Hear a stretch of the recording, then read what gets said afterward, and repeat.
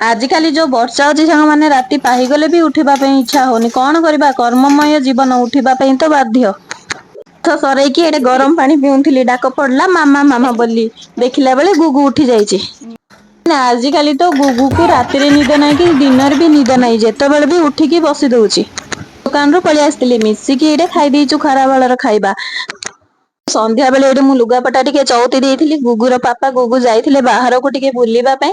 ଆସିଲା ବେଳେ ଗୁଗୁର Huggies ସଜେଇଥିଲା, Huggies ଆଣି ଦେଇଥିଲେ, ଆଇସ୍କ୍ରିମ ଆଣିଥିଲେ, କୁୁରକୁରି ମାନେ ଆଣିଥିଲେ। ମତେ କିଛି ଖୁସି ଲାଗୁନଥିଲା, ସେଥିରେ ଗୋଟେ ଆଇସ୍କ୍ରିମ ଥିଲା। ମୋ ତ ଖୁସି କହିଲେ ନ ସରେ। ସାରିକି ରୋଷେଇ ଘରକୁ ବାହାରିଲି। ରାତି ଖାଇବାରେ ଆଜି ମୁଁ ରୁଟି ବନେଇ ଦେଇଛି, ରୁଟି ସହିତ ଭେଣ୍ଡି ଭଜା, ମୁଗ ଡାଲି ବନେଇଛି। ଆପଣ ମାନେ ଯଦି ଭିଡିଓଟି ଭଲ ଅଛି ନିଶ୍ଚିତ ଭାବରେ ସବସ୍କ୍ରାଇବ କରିବେ। ରହୁଛି ସାଙ୍ଗମାନେ, ଦେଖା ହବା ଆଉ ନୂଆ ଭିଡିଓରେ।